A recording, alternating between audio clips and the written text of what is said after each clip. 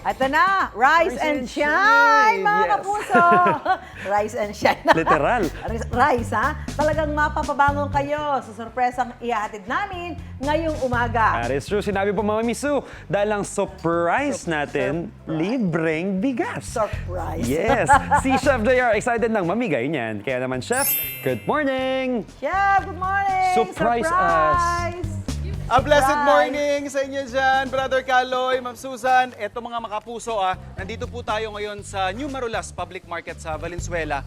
At nakikita natin sa isang pwesto dito, ang range ng bigas nila dito from 38 pesos to 60 pesos. Kung makikita po ninyo, yung mga white na tatak na yan, sabi nung tindero dito na kasama natin kanina, mukhang nagbaba po yung presyohan ng bigas. Wala pa po tayong nakikita dito na worth 20 pesos, kagaya po ng nai-report natin sa inyo kanina.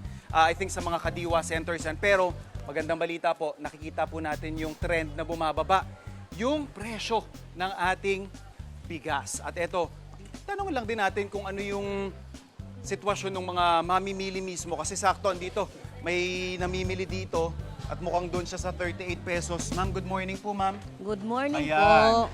Taga saan po kayo, ma'am? Taga Marulas po. Taga Marulas mismo, Yes po. saktong-sakto. Ma'am, kamusta naman po sa tansya ninyo? Madalas po kayo namimili ng bigas, ano? Yes po. Nakikita nyo na po ba yung paggalaw ng presyo ng bigas? Opo. Ano na po, mas Mas mababa na po ngayon kaysa dati. Magkano po ba ang nilalaan ninyong budget sa bigas? Nasa 44 lang po ang kilo. Yun po yung range na binibili ninyo. Mga ilang kilo po ang binibili nyo kada linggo?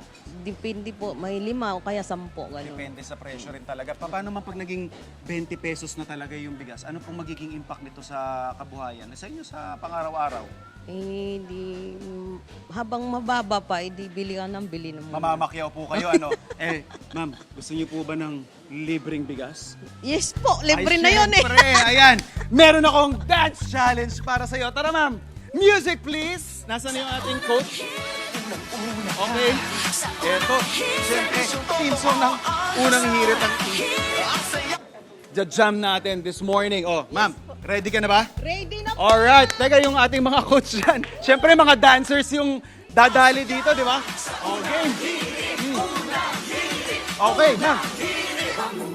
Yan. Ayan na. Malapit na tayo. Okay. O ma'am, ako ba contestant dito o ikaw? Ikaw. Ako ba? Ako po yata yung mag-uuwi ng bigas dito. Eto mga kapuso, mamaya po tuloy-tuloy ang pamimigay natin ng surprise sa ating mga kapuso dito sa Marulas Public Market. Dito lang yan sa unang hirit.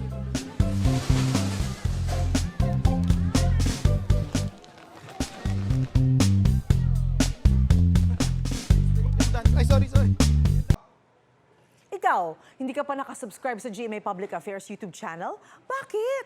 Mag-subscribe ka na, dali na, para laging una ka sa mga latest kwento at balita. I-follow mo na rin ang official social media pages ng Unang Hirit. Salamat, kapuso.